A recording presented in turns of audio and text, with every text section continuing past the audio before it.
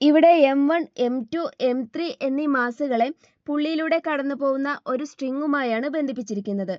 M1 എന്ന mass സ്വതന്ത്രമായി സ്ട്രിങ്ങിൽ തൂങ്ങിക്കിടക്കുകയാണ് ചെയ്യുന്നത്.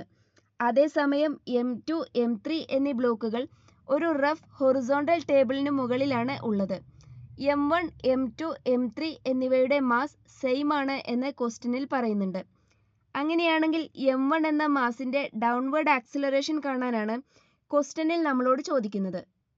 F=ma എന്നതാണ് ന്യൂട്ടന്റെ സെക്കൻഡ് ലോ. ഏതെങ്കിലും ഒരു വസ്തുവിനുണ്ടാവുന്ന ആക്സിലറേഷൻ അതിൽ പ്രയോഗിക്കുന്ന നെറ്റ് ഫോഴ്സിന് പ്രപ്പോർഷണൽ ആയിരിക്കും എന്നാണ് ഈ ലോ പറയുന്നത്. ഈ ഇക്വേഷൻ പ്രകാരം നെറ്റ് ഫോഴ്സിനെ വസ്തുവിന്റെ മാസ് കൊണ്ട് ഡിവൈഡ് ചെയ്യുമ്പോൾ നമുക്കതിന്റെ ആക്സിലറേഷൻ കിട്ടുന്നു. ഈ സ്ട്രിംഗ് ബ്ലോക്ക് സിസ്റ്റത്തിന്റെ ആക്സിലറേഷൻ കാണാനാണ് ഈ ക്വസ്റ്റ്യനിൽ നമ്മളോട് ചോദിച്ചിട്ടുള്ളത്.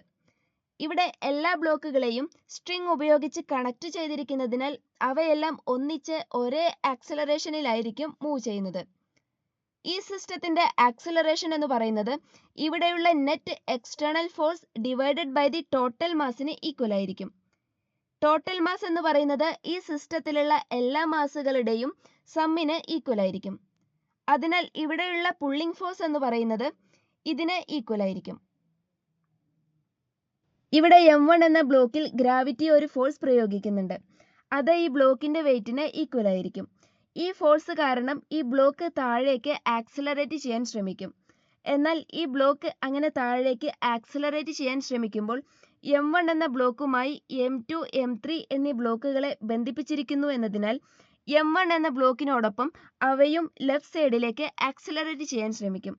ഇവിടെ M2, M3 എന്നീ ബ്ലോക്കുകൾ ഫ്രിക്ഷനുള്ള ഒരു റഫ് സർഫസിലാണ് ഇരിക്കുന്നത് എന്ന് ക്വസ്റ്റ്യനിൽ തന്നിട്ടുണ്ട്. അങ്ങനെയാണെങ്കിൽ ഇവ ലെഫ്റ്റ് സൈഡിലേക്ക് മൂവ് ചെയ്യാൻ ശ്രമിക്കുമ്പോൾ രണ്ട് ബ്ലോക്കുകളിലും പ്രയോഗിക്കപ്പെടുന്ന ഫ്രിക്ഷണൽ ഫോഴ്സ് അവയിൽ ആക്ട് ചെയ്യുന്ന ഫോഴ്സുകളുടെ എതിർദിശയിലായിരിക്കും പ്രയോഗിക്കപ്പെടുന്നത്.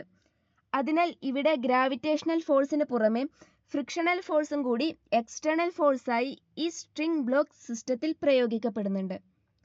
അങ്ങനെയാണെങ്കിൽ ഇവിടെ എക്സ്റ്റേണൽ ഫോഴ്സ് എന്ന് പറയുന്നത് M1g മൈനസ് നെറ്റ് ഫ്രിക്ഷണൽ ഫോഴ്സിന് ഈക്വൽ ആയിരിക്കും. ഈ ഫോഴ്സ് ആണ് സിസ്റ്റത്തിൽ ആക്സിലറേഷൻ ഉണ്ടാക്കുന്നത്. ഇവിടെ F നെറ്റ് എന്ന് പറയുന്നത് mu into M1 plus M2 into ജിക്ക് ഈക്വൽ ആയിരിക്കും. അതിനാൽ ഈ സ്ട്രിംഗ് ബ്ലോക്ക് സിസ്റ്റത്തിൽ പ്രയോഗിക്കപ്പെടുന്ന നെറ്റ് എക്സ്റ്റേണൽ ഫോഴ്സ് എന്ന് പറയുന്നത് ഇതിന് ഈക്വൽ ആയിരിക്കും. ഫ്രിക്ഷണൽ ഫോഴ്സ് ബ്ലോക്കുകളുടെ ചലനത്തെ എതിർക്കുന്നതിനാലാണ് നമ്മളിവിടെ മൈനസ് സൈൻ ഉപയോഗിച്ചിരിക്കുന്നത്. ഇനി ഈ നെറ്റ് എക്സ്റ്റേണൽ ഫോഴ്സിനെ ടോട്ടൽ മാസ് കൊണ്ട് ഡിവൈഡ് ചെയ്യുമ്പോൾ നമുക്ക് സിസ്റ്റത്തിന്റെ ആക്സിലറേഷൻ ലഭിക്കുന്നു. ഇവിടെ M1, M2, M3 എന്നിവ ഈക്വൽ ആയതിനാൽ ആക്സിലറേഷൻ നമുക്ക് ഇങ്ങനെ ലഭിക്കുന്നു.